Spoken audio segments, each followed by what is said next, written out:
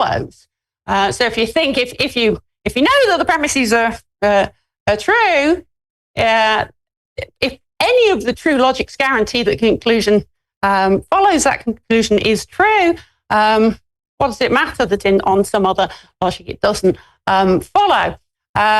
Or of course we can adapt that slightly. So even if you don't know the premises are true, we can think, well, should the fact that it follows on one logic, should that lead us to either revise the premises or accept the conclusion? So the collapse argument really thought that if you've got the multiple logics collapse into the single strongest logic, or if there's a certain incompatibility, it might be a less sort of neat logic, a messier consequence relation as it might be, but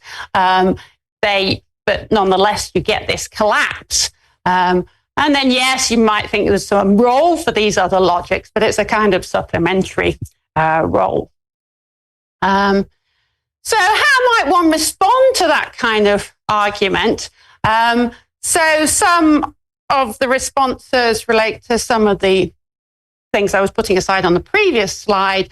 So Shapiro and Brixel go for a kind of contextualist, domain-specific version of logical pluralism. So they say the conflicts between the various logics are the results of their different subject matters. So one is not confronted with conflicts of competing norms for one and the same subject. So you might think you don't get the collapse if you're saying, well, no, what's true for one type of argument needn't be the same as what follows with a different type of argument, context, and domain. So again, interested, but not the subject here. Second, we kind of put that aside, but again, worried that this might come back in as a kind of interpretation that when all you are actually saying is, oh, well, look, it follows by the lights of this logic and not that one. Kind of approach that we'd be interested in here. Again, what if you think there's no fact of the matter about what you should or are entitled to conclude from what? If there's no facts of the matter, then you might think you don't get that collapse. Touch on such things later, but you might think on these kinds of responses, you are avoiding the collapse argument, but at the cost of some of the interest of the position, at least as I set it up. This is just a couple of quotes presenting something like the collapse argument. So from Reed there, both of the two equally good counts of deductibility K1 and K2. Beta follows from alpha according to K1, but not K2. And we know that alpha is true, follows K1 lead, that beta is true, but not K2 lead. Should we conclude beta? The answer seems clear. K1 trumps K2, etc. K1, they're not equally good. K1 answers a crucial question, which K2 does not. And this is the central question of logic. And there, I'm not going to read my version, but similar kinds of ideas, which I hope I've got across. So again, here we've got some of the things we're going to be going on to the rest of this paper here. We've got Reed saying this is the central question of logic. We've got me here saying central role of logic is to use it to infer truths, etc. And you might put pressure on those kinds of elements of the argument. So, general question then, what does the collapse argument assume about normativity? Is it too simplistic? And it may well be that Reed and Keefe were too simplistic in their presentation before, and there's been various discussions along the way about this, and we're going to be here looking into the issue of normativity. At the end of the day, I think if validity is a matter of necessary preservation of truth, then we do get to something like, so we do get to the collapse argument, that idea of inferring truths from truths, that's validity as a matter of necessary preservation of truth, then we get the kind of argument we saw. So I'm interested in Hartree-Field's position here. So one way to come at his view is that he denies that validity can be necessary preservation of truth in view of the semantic paradoxes. So he thinks the liar, etc., shows us that validity just can't be necessary preservation of truth. If we give up on that as the definition of validity, one thing we want to know is, well, what is validity then? What do we replace it with? Should we be thinking instead in terms of normative principles? Can we characterize in some sense what is an argument to be valid by thinking about how we should use it to reason? Might be other reasons to give up on the simplest version of what validity is, thinking it's necessary preservation of truth. If you think you can have valid arguments with imperative or other non-truth apt sentences, and maybe that's the reason. What about when you bring in indeterminacy? So you give up bivalence. Not all sentences are true or false. You might think, well, a valid argument shouldn't just be a matter of what happens when preserving truths. We should need to have constraints on what if some of your premises are indeterminate. What do we then know about the conclusion? So maybe necessary preservation of truth isn't general enough for what we need for validity. And also, we might think arguments being valid should constrain our degrees of belief in premises and conclusion. In all those multitude of situations where we're lacking certainty. So maybe we should have an account of validity that takes into account that kind of constraints on degrees of belief. As we'll see, the field principle, normative principle, is very much about one's degrees of belief. So Hartree-Field is a relativist expressivist. He denies that there are normative facts. He says it doesn't make much sense to talk of a norm being correct or incorrect.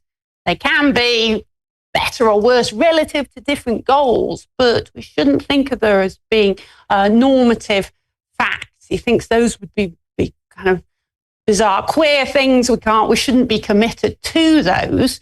So he has this kind of expressivist position. And expressivist, then you may think that different people in different contexts, can follow or express different logics. So if that's the line you take, you might think the collapse argument can't take hold. The collapse argument seemed to assume that there was a normative fact of the matter. How should you reason from these premises? That's partly what I'm wanting to explore here, really. What should we think if we take on this kind of expressivist position? One worry, relating to my setup earlier on, is that you might think this kind of expressivist position leaves you with a kind of anything goes kind of position. You just use what logic you feel like. Yeah, it might be a little bit less good than mine, but and then does that undermine the kind of interest in logical pluralism? Just to say, well, if it is the kind of anything goes, then it doesn't seem all that surprising that lots of different things go. So what I want to explore really is whether we can kind of reconstruct this sort of interest of logical pluralism within this kind of framework, and how that would bear on the collapse argument. So similar point there. Is a worry this kind of expressivism just amounts to different senses of implies, and Field himself says an obviously uninteresting construal of pluralism is that implies can mean different things. So how we want some kind of neutrality, some kind of overarching sort of principle maybe that eliminates this kind of anything goes kind of perspective. How we might get to that would be to have a general normative principle that can neutrally define validity or neutrally isolate the conceptual role of validity, which may provide resistance to the suggestion that an expressivist form of pluralism is uninteresting because it's not much more than anything goes. So there's some general way in which we should behave in the light of validity, and then it would maybe potentially more interesting to say, well, look, different logics can satisfy that. So what I'm looking at here is Field's suggestion for such a normative principle. So I think another interest in this principle of Field's I'll be talking about is to think about whether we could use it to characterize or define validity, given that we're giving up on for these purposes, on the thought that validity is simply necessary preservation of truth. So we need a different, not a neutral normative principle. And as I touched on earlier, I might think it should, or it would be good if it was one that involves degrees of belief. So it shows us how we should adapt our degrees of belief in the light of validity, as well as just thinking about truth. May allow us, as I say, to define validity. May it allow us to define validity through its normative role. Makes sense of us employing different logics, and in such a way that isn't simply that we can construct different logics, or if we look at kind of logicians constructing different logics, or Shapiro's interesting discussion of intuitionistic versus classical mathematics, etc. But we may want, as Maria talked about earlier, to kind of reconstruct what kind of logics people are following. So I'm always interested in vagueness. What logic are we following when we use vague language? How can we determine what logic people are following there? So kind of reading logic off people's behavior. So if we're looking for a normative principle, looking for some principle that shows how we should behave in the light of a valid argument. And McFarlane has a very interesting classification of kinds of principles you might have. So it's talking about bridge principles of this general form. If A and B entails C, then there's some kind of normative claim about believing A, B, and C. So the most simple one would be if A and B entail C, then if you believe A and B, you should believe C. Then, of course, that looks problematic because sometimes if you realize that C follows, you should give up on A or B. So you want to adapt to that by adapting the scope. So the wide scope says, well, no, you should make it the case that you don't both believe A and B and also not believe C. So the different bridge principles can vary in different ways. One, as I illustrate, they might have a different scope. That's the wide scope. That's the one we're most interested in. Narrow scope doesn't look very promising. Another way in which they might vary is the on-tick operator. So obligations, you're obliged to, yada, yada, or permitted to, or you have reasons to. It has different classifications according to those. Another one which will be relevant here is the polarity, as it gets called. So are these obligations, permissions, reasons, to believe or merely to not disbelieve? You might think it's too strong to say if you should make sure you don't believe A, B, and C, and not without believing, A and B without believing C. It might be you're fine as long as if you've got no opinion at all about C, you're not normatively in the wrong. Another way in which these bridge principles can vary is if you think we need to qualify the antecedent of this bit in the brackets, not the. So here's the thought: is if C follows from A and B, what should be the case? Not necessarily that you must make sure you don't believe A, B, and not C, because there are all sorts of really complex arguments, and so maybe the ones that matter most are the ones. Well, if you know that C follows from A and B, then you should make it the case that yada yada. Or maybe if it's obvious that it does, or some other kind of qualification. So that's the kind of general form of principles that have been much discussed in the literature. And here are some examples.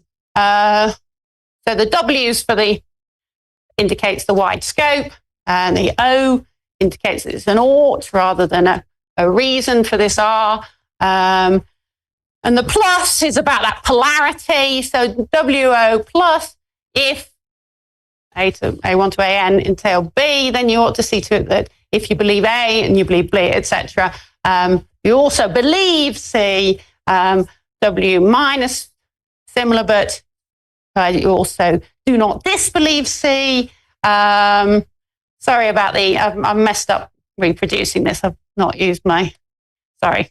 These instead of A and B, sorry, you get it. Just the general form we're looking at here. Or there might be a reasons one. It's just this weaker thing if you've got a reason to see to it that if you believe A and B, you also believe C. Okay. And these are all seem to somewhat address that kind of worry about excessive demands, which of the first one, which seems to imply that you ought to either cease to believe the axioms of Peano arithmetic or come to believe all the other theorems, and that's clearly too strong. So maybe it's all right if we say, no, you mustn't disbelieve, or if you say, well, it's only if you know it follows, etc. Okay, so that's the McFarlane setup. What happens when we want to introduce degrees of belief? All this seems to be all just about you believe, about your beliefs, but as we say, often we're in a position where we just have partial beliefs, as we might call it, or just we have uncertainty about the premises. Or what kind of restraints should there be on, or constraints on our reasoning? Here's the principle Hartree-Field offers, principle E. Let's read it to you. Employing a logic L involves it being one's practice that when simple inferences A1 to AN entail B, licensed by the logic L, are brought to one's attention, one will normally impose the constraint that a degree of belief in B, the conclusion, is at least the degree of belief, all those sum minus the n minus 1, where n is the number of premises. Or that's framed, so we'll keep coming back to this. That's framed in terms of this kind of reading off what logic somebody's following from how they're adjusting their beliefs, putting it what Field presents as kind of recasting. The principle is up here as D star. So this we can see presenting this as, well, what should I do if I've got an argument that's valid according to this logic, the logic I endorse? What I should do is, if it's obvious that B follows from the premises, then I ought to impose the constraint that the uncertainty of the conclusion is never greater than the sum of the uncertainties of the premises. So I think this form of it is in some ways more conspicuous than this. The thought is, if you've got a bunch of premises and you're slightly uncertain of each of them, then those uncertainties can all add up and make you less certain of the conclusion.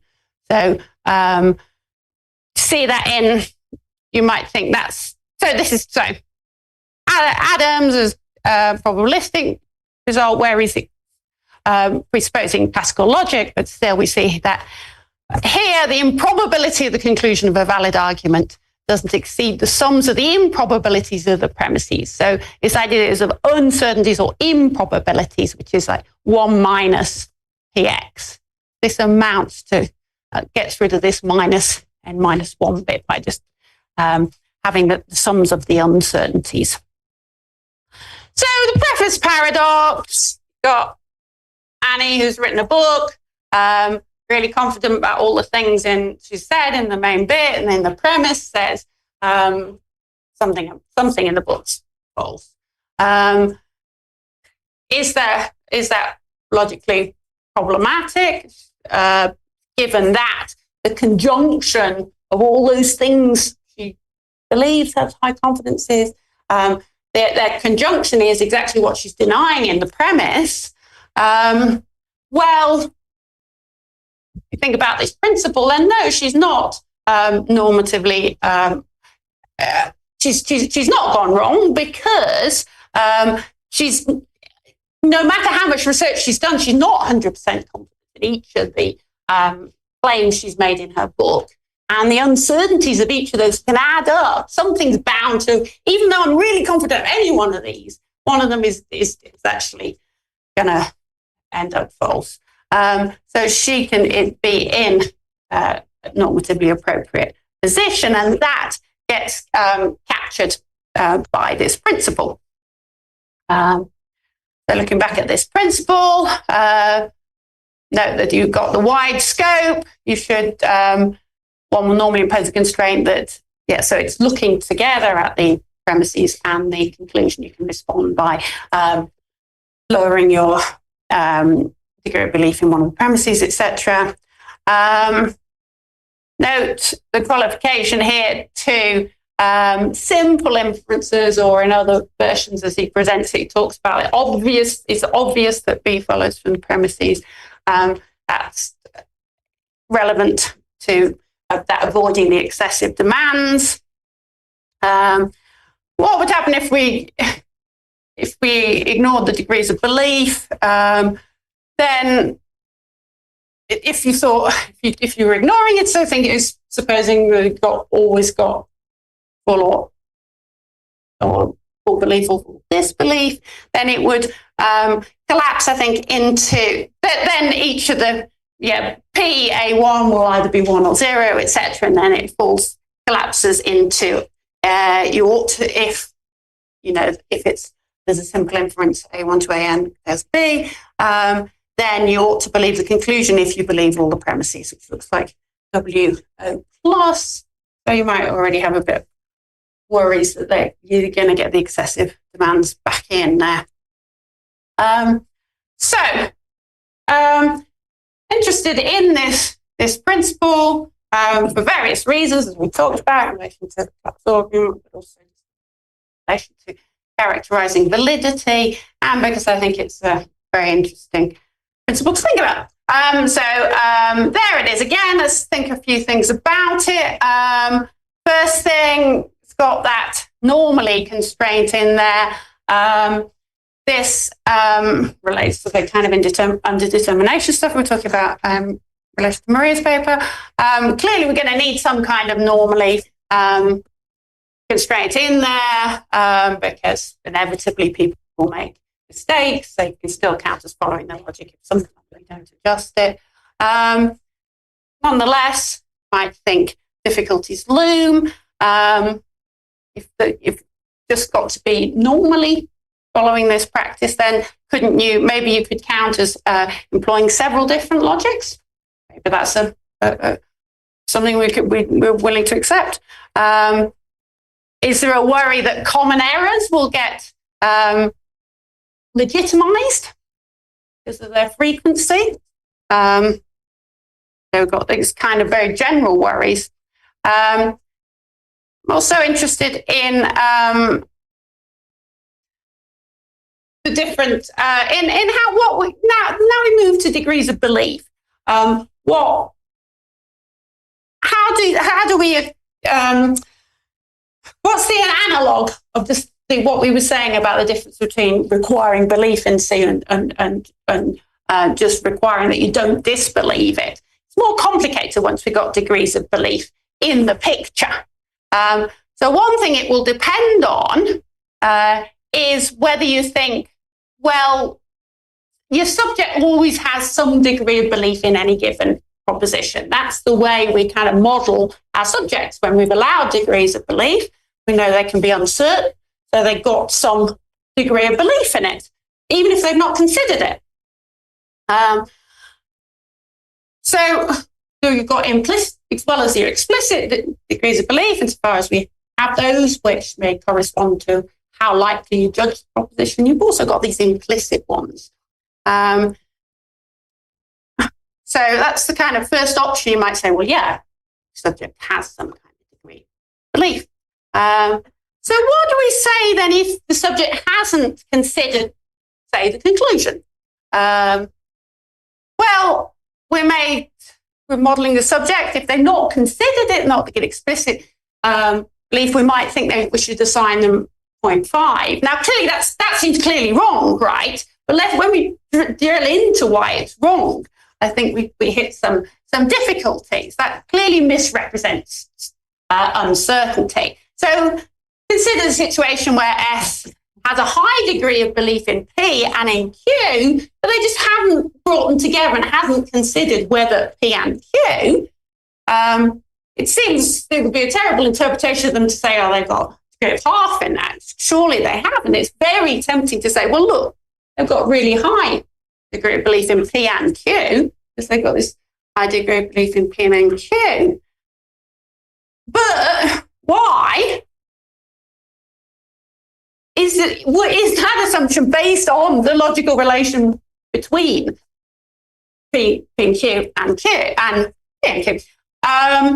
If so, then we seem to be building the result about the patterns of degree and belief, what degrees of belief we assign to the subject. We seem to be building into that kind of what we're assuming about validity. Whereas what we were wanting to do was extract answers to what this subject makes to be valid by looking at their degrees of belief.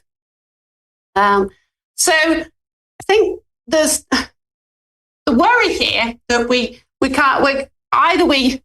shove too much logic in there, in which case not fair to extract it, or we don't, in which case we just don't get as much out of it as we needed. But a second kind of approach would be to deny that thought that the subject has a degree of belief in every proposition. Maybe they've got degrees of belief in the ones they've considered or considered in a certain sort of way, but maybe in other propositions we say they don't have a degree of belief. So it's like not neither believing nor disbelieving. It's a kind of analog of that.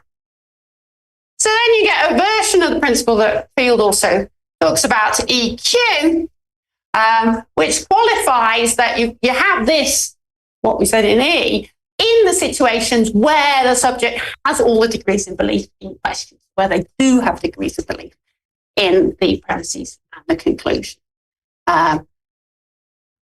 So the worry there will be we're going to be left with too little data, so to speak. We've still got that problem. What do we say about what the subject thinks about P and Q? We're pushing too far that way, then, well, they don't have a degree. It's one of the kinds of cases where they don't have a degree of belief in that proposition. So if we thought, well, it's only when they kind of explicitly formulated something like a degree of belief, then there just won't be enough cases. We're not going to have enough there to extrapolate the logical principle without already assuming logical principles. More generally, you may worry that using the numerical degrees of belief. We need numerical ones for this kind of summing relation here. It's too much of an idealization. We don't have, that's just not the way we think, except in very specific sort of circumstances, maybe where we're thinking about probabilities. The idea we wanted to bring in, or I wanted to bring in degrees of belief, because we are uncertain about things. We have these states of mind where we've got different levels of strength of belief, but they're not so clear whether they're modeling for these kinds of purposes. If we're extracting what somebody's doing, rather than just idealizing and thinking how the person maybe should be, then maybe numerical degrees of belief is too much of an idealization, and we can't just move to some kind of comparative judgments on an ordinal scale. I mean, even that might not be right for some cases. Degrees of belief might not always be comparable, but anyway, we need more than that, because we've got this principle that involves the summing of values for premises. That's one kind of worry. There's another kind of worry I have about that principle, and that's when we think about non-classical logics, and we're wanting to kind of extract the thought somebody can be following this non-classical logic instead of a classical one. So this person isn't following classical logic, right? But take a relevant theorist who thinks that you can't always conclude A or B from A, only if you've got the right relevant connections. Well, let's think about that person. They're saying that the classical edition obviously said you can, A or B follows from A. They're saying it doesn't always follow. But when we're thinking about their degrees of belief, what are they? It might just be that what do they think about A or B? They won't have a degree of belief in that. They're silent about it. I think it doesn't follow. But in that case, they're not a counterexample to the principle of taking them to be following classical logic. They're a kind of case. They're just not. They're not drawing the conclusion, but they're not providing a counterexample. So it's not clear we can extract their rejection of classical logic in the right way. That's the worry, anyway. Next kind of case study I wanted to talk about is many-valued logic as applied to vagueness. So many-valued theorists say as applied to vagueness. So you've got the definitely tall people, definitely not tall people, and in between, it may be true to a different degree that they're tall. So tech is tall, could have truth value 0.6, and then we have a many-valued logic modeling that. So this is a relatively popular approach to vagueness, and it comes in various different varieties, how many degrees of truth you have. But one of the and other respects it differs, but one of the crucial ones is the definition of validity in that kind of framework can vary. Do you say an argument, is it a designated value approach where you say the argument's valid if the necessary information of designated values rather than just truth, or do you accommodate the intermediate degrees of truth in a different way?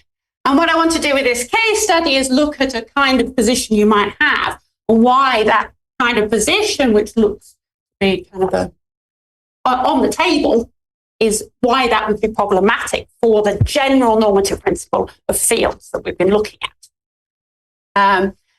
So on this position, we going for a definition of validity, gets called weak validity. An argument's valid if and only if, whenever the premises have value 1, so does the conclusion. Constrain that where if the premises have value less than 1. So that's quite a common sort of position on validity on any valued approach for vagueness. Second, another common position is to think that the degree of belief you should have in an intermediately valued statement, so tech is tall when tech's a borderline case of T, of tall, what degree of belief should you have in that? Is kind of that intermediate height. The degree of belief you should have corresponds to the degree of truth that statement has.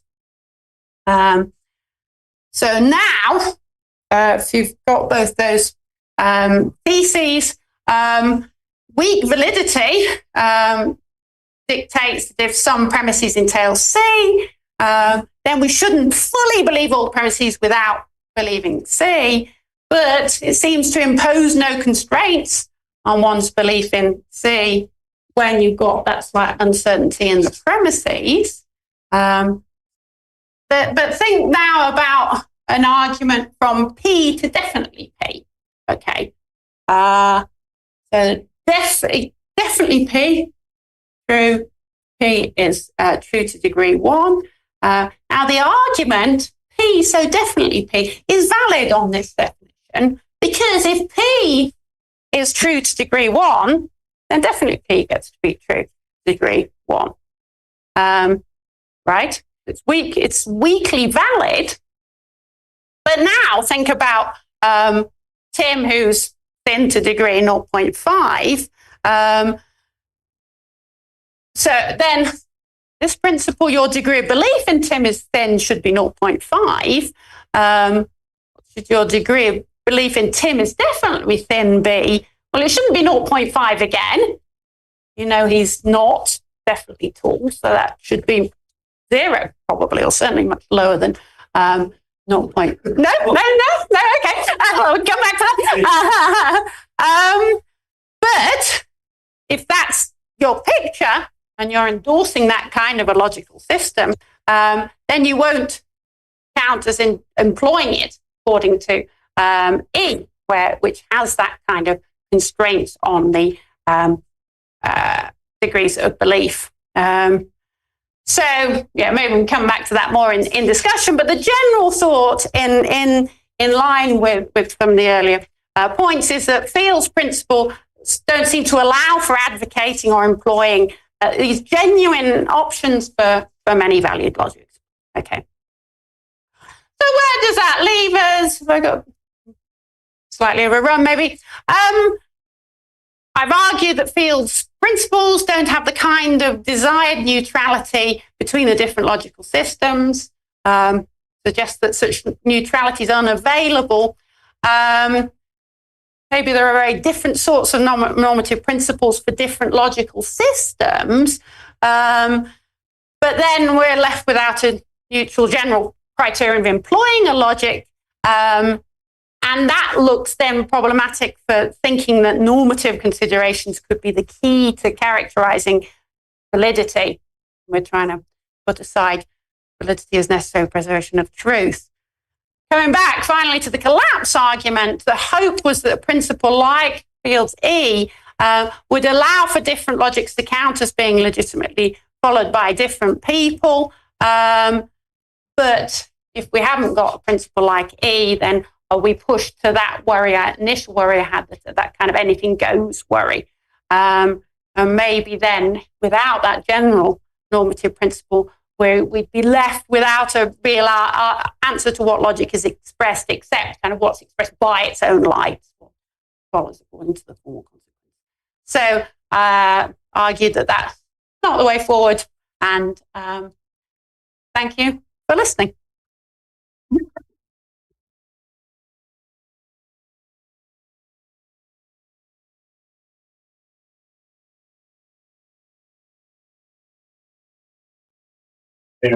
Bryan?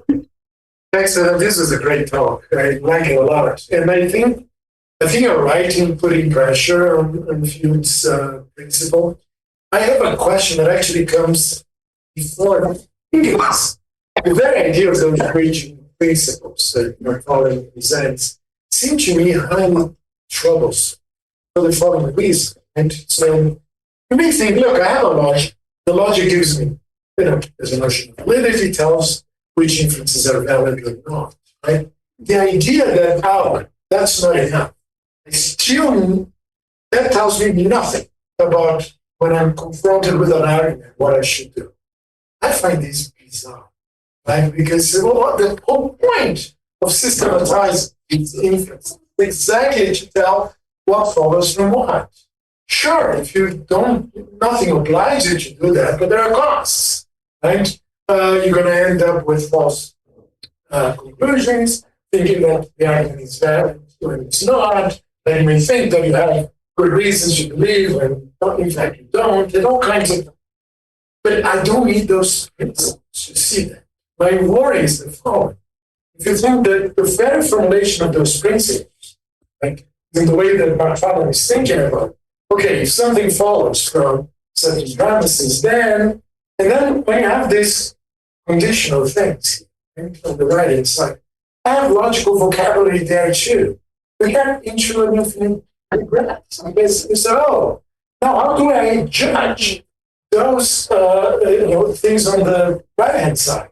Because there's logical vocabulary. So, for example, you correctly highlight what's the scope of the obligatory. It's narrow or wide. Well, depending on the logic you use, you're going to tell a different story about those things. Mm-hmm. Then the question is, so now what do I do about those? Well, I didn't know the breach principles. How I'm going to use those things. But hey, that was what the breach principle was supposed to tell me. Mm-hmm. It seems to me that invites a problem that really doesn't exist. I'm honestly really surprised. Of course, there is an industry talking about those things, and I can't see the need for it. Yeah, I mean, so yes, as you say, it's kind of a question about before, because in a way, obviously, the conclusion I'm reaching near the end is that there isn't an overarching one. So yeah, fine, but you think you could have got there a lot quicker. And I guess I tried to kind of motivate why we might want one. So, how persuaded am I? I guess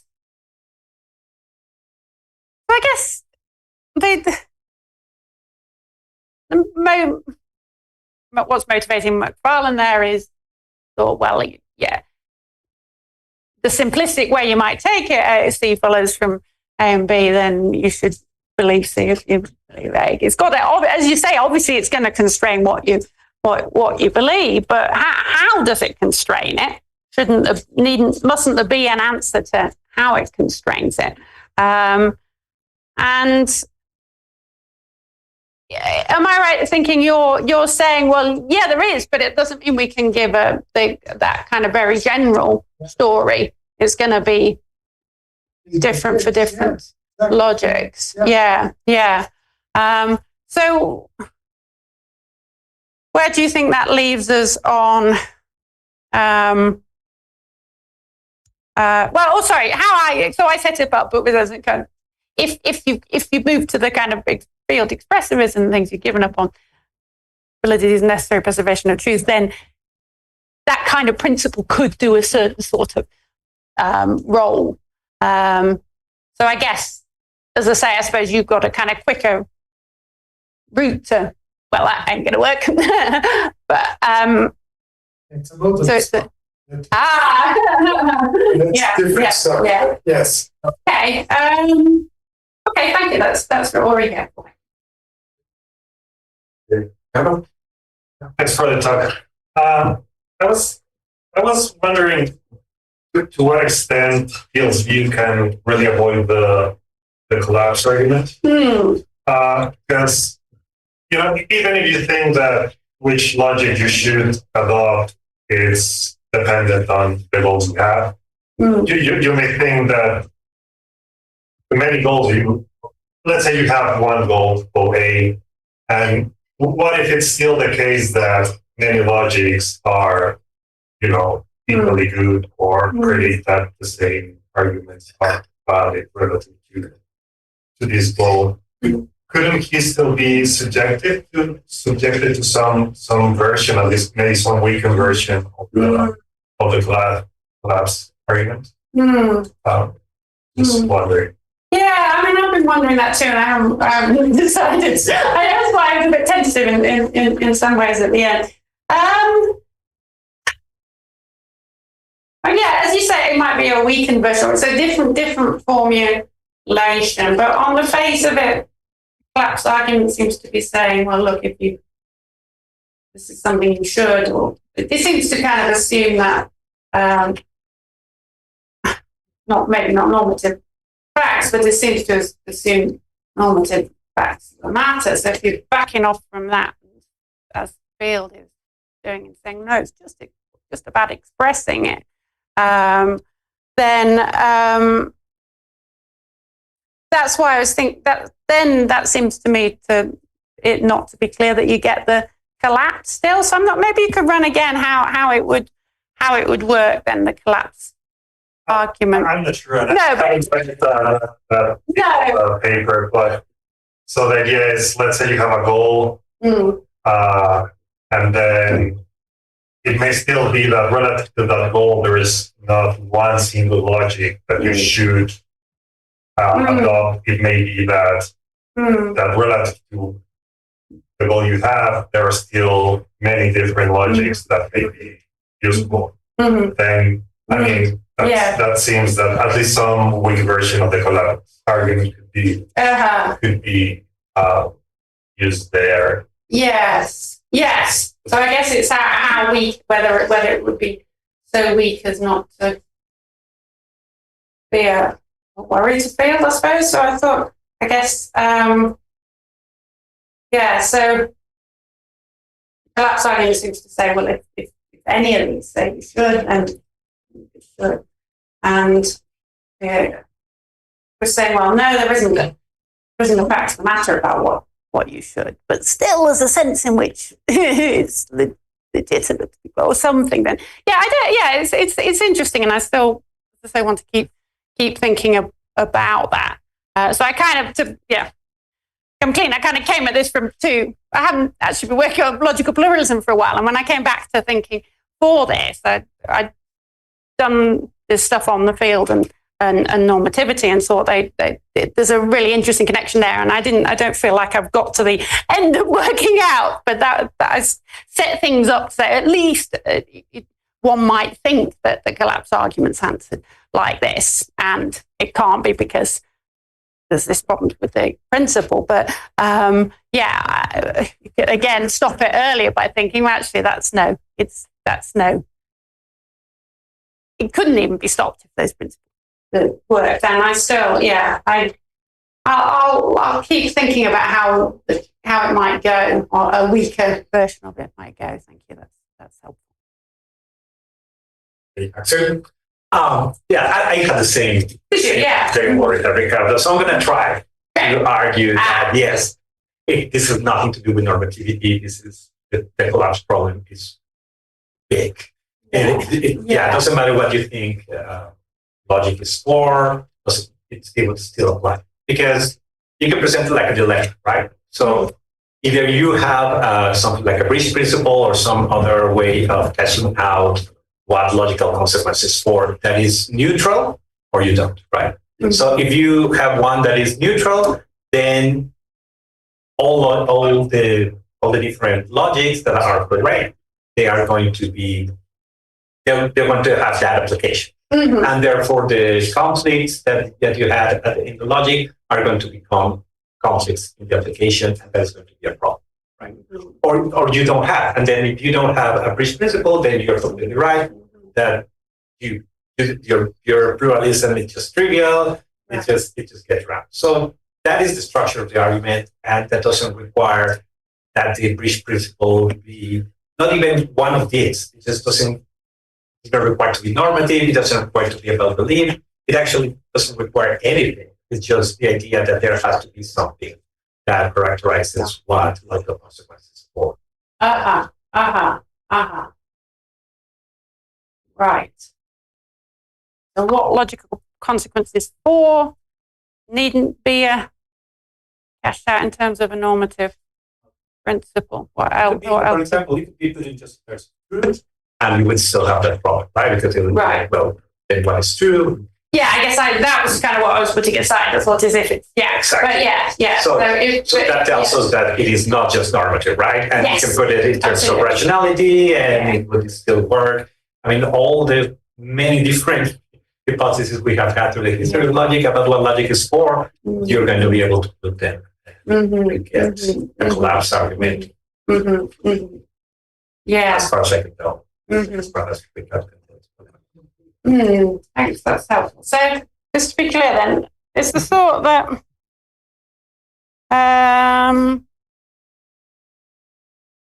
where that leaves my dialectic then,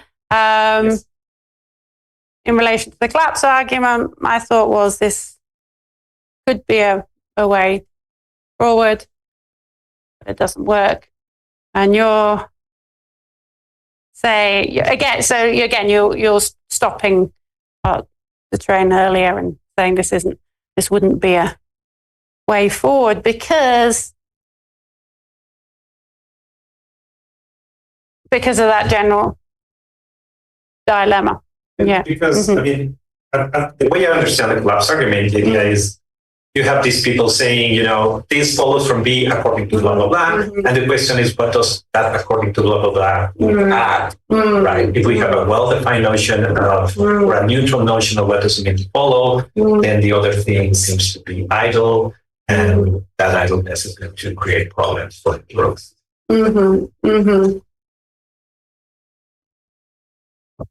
Yeah.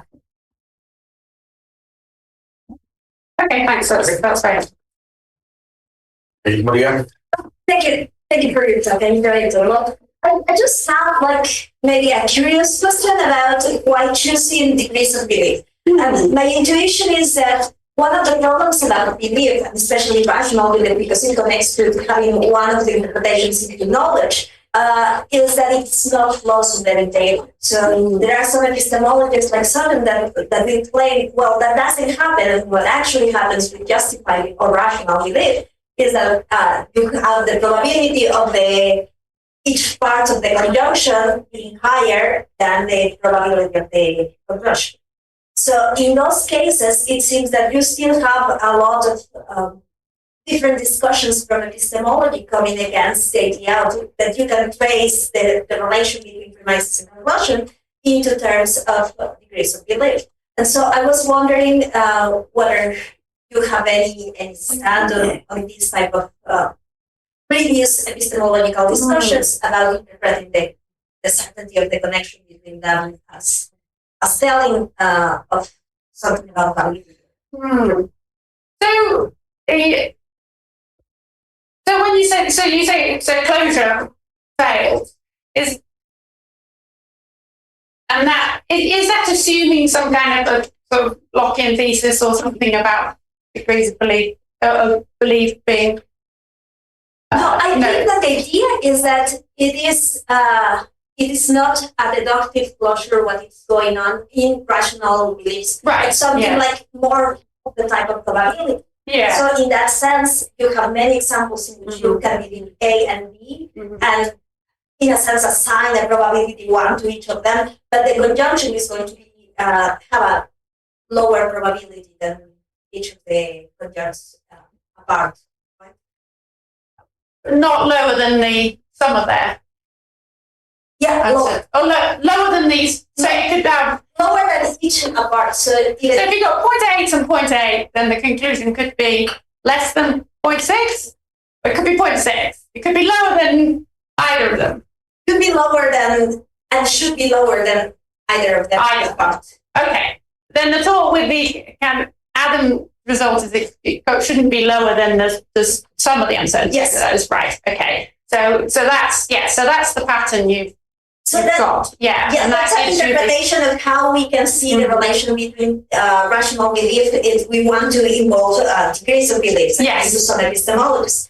And so it doesn't correspond that much with the schemas that you presented, because in those schemas, ideally what you were trying to do is to recover the degrees of beliefs that you were assigning to each of the particular elements in the premises, and then tries to find them in the conclusion, right? So I'm not sure I'm quite getting why it doesn't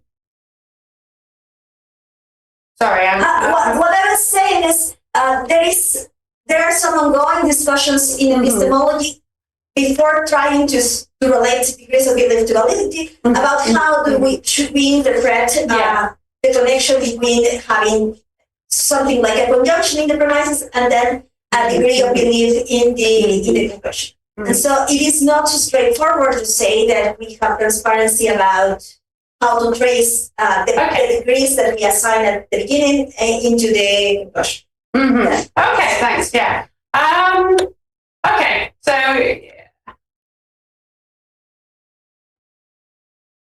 you think I'm making certain assumptions? Yes. About it? Yeah. I was wondering why to choose degrees of belief if there are other things that might be maybe less controversial. So I was thinking about Bryson Brown's reliability transmission, I don't remember the name of that. But so his idea is that you are actually tracing a reliability degree. So it's not exactly about epistemic or doxastic commitments of the agents, but something that you can, in a sense, interpret without having to go through all these discussions in epistemology about whatever rational belief is going to be and how you should evaluate the connections between. And I remember sort of data type of relations. Yeah. Okay. Thanks. No, I haven't explored those alternatives. I'm afraid. I guess I just so I went with degrees of belief as what seems quite a natural and in some ways promising way of accommodating that lack of certainty and the I think a fairly appealing picture about rationality in terms of that kind of those kinds of relations that we were talking about. But I grant there are different ways to go on that, which I could explore. But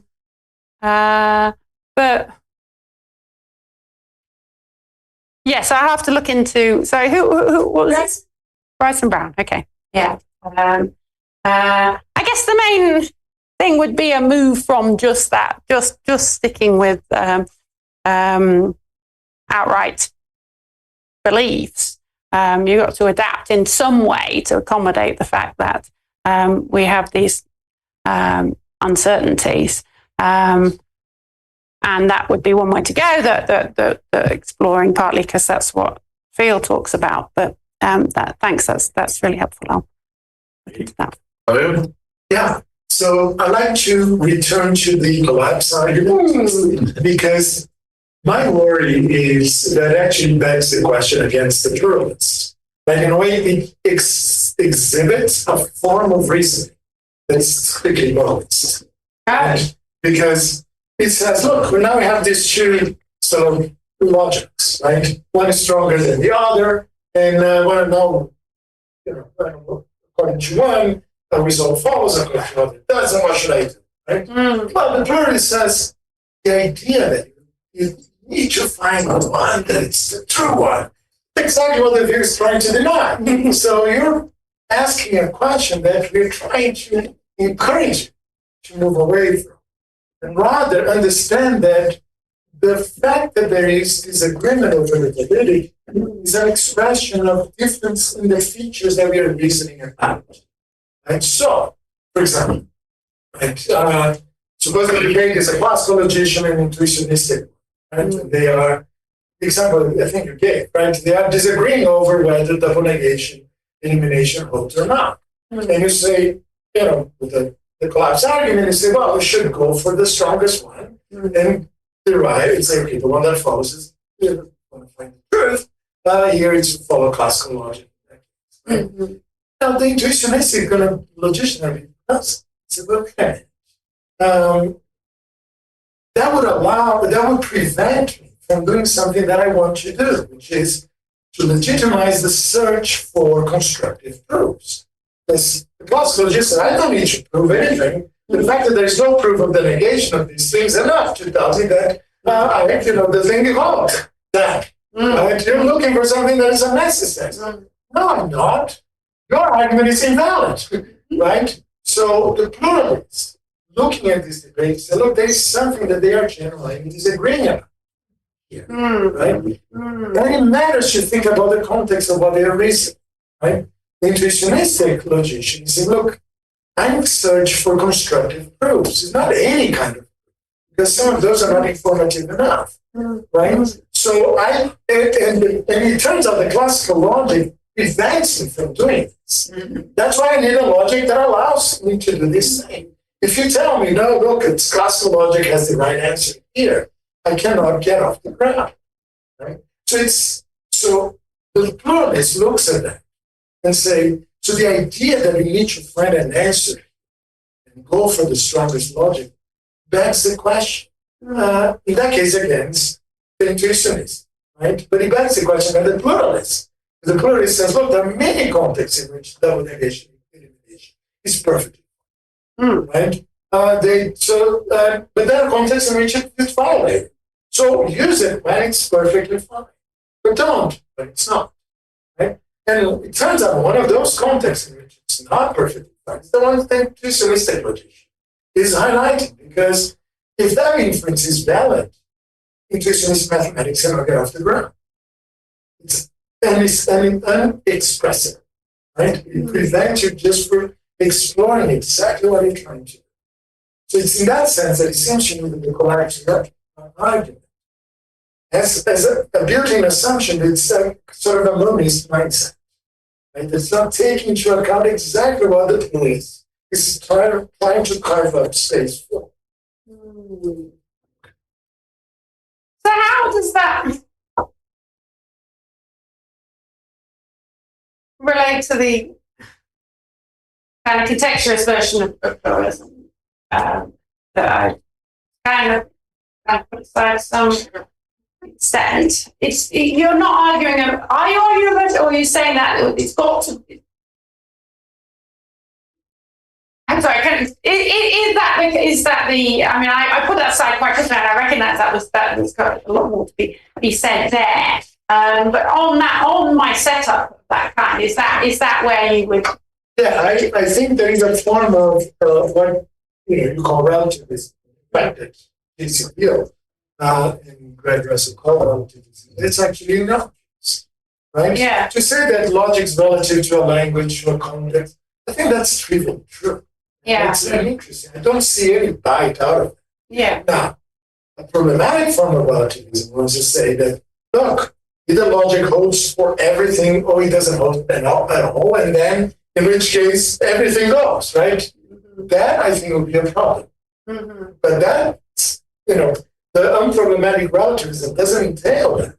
And in fact, I think if you pay attention to the fact that logical principles, even though they are violated in some contexts, they hold in others. That's enough to block the anything goes. Like, there are contexts in which it's perfectly fine to reason in accordance with double negation and elimination. There are contexts in which it's not. Yeah. But then,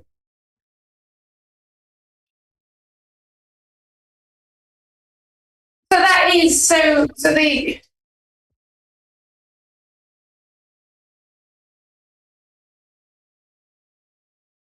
So there are no contexts where it both is and isn't. No, that would be impossible. Yeah. Right. Right? But the idea is in many contexts, there are many logics that will be appropriate. They may diverge elsewhere. Right? They validate the same inferences for that context. In that case, it doesn't matter which logic you're going to be reasoning with. Right? It will matter maybe if you extend the context of judge, then some of those logics may fall through the cracks. Right? So the idea is, there are two claims. There is no single logic that's applicable across the entire possibilities. I think that's one of the lessons from non-classical logic, right? It's not a single logical inference from classical logic has not been violated in some contexts at all. I'm not saying that the violations are trivial. There are arguments, that people will do all kinds of maneuvering. You know better than I do, but epistemists go as how far they go to preserve classical logic. I find this desperate, right? And it seems to be easier to say, look, excluded minutes just be validated in those contexts. Live with it. Right? Much simpler, much clearer. That doesn't mean that you cannot reason on the basis of excluded in other contexts. But then classical logic, that is not the right logic. It's not the true consequence relation. There is none. There is none. There is not. But I'm not sure why how you just presented things doesn't. That doesn't seem a response to the collapse argument so much as rejecting the universalized. Well, because that's the point. The collapse argument presupposes the exactly. That's the whole point. That's why you go for the strongest one. That's the monist mode of thinking, right there. And that's built into the argument. And that's what the pluralist says, wait a minute. Why should I grant that? Mm-hmm. I know why. More. Do you want to say something? Yes, please do. Because, on the one hand, I agree with you, but the second one, okay. Well, no, because what the collapse argument is saying, okay, you have your logic, nice, and you have your technical notions, the logic following from blah, blah, blah. And then you go like, okay, yeah, how does this fit with the rest of the world, with what we want to think, we want to say? There has to be some way it is related, right? And those things that are, which we want to relate our logic, have to be something that exists and makes sense independent of logic and independent of what logic choose, whatever. They have to be neutral. That was very important. If it's completely right. And so if these things are monists, then the puzzle, if the things that we want to apply, make a learn, but if these things are monists, then how can we fit pluralists here with a monist view? And the things of the collapse argument, they always uses notions like belief and like truth and things like that do not belong to the logic. There are things that are outside, and there are the things that we think prima facie, that are the things that we do logic for. And the problem is that if we want this to be pluralist, then we will have to be committed to some pluralism over there here. And the question is, what is that? Why should we do that if it's only to sort of get to place? Right. Well, it's just that I think that pluralism on both sides. Exactly. Right? Yeah, that's domains. The world is not a uniform thing. It's actually but to assume that there may be more monism here and pluralism and not monism here is not question-based, because they are two different things. So even if you are a pluralist here, I don't have to grant you automatically, and I'm going to give you pluralism of truth or belief or any of those other things. You're going to have to give me a second argument, so that you can earn that plurality, and therefore you can have nice, rich principles and a nice theory of the application of logic. Yeah, it seems to me that one of the things that we learn, if anything, from the complexity of the science is exactly that kind of pluralism. So it seems to the idea that, look, there's one theory of the universe. It's impossible. Right? But you need to do that. Yeah. I think that's very clear. There is, of course, a lot of waving hand towards, sort of unification, but that's what it is. It's a big problem. I tried to do pediatrics using quantum mechanics. That's not even makes sense, right? Yeah. So I agree. It's okay. Yeah. Okay, thank you very much.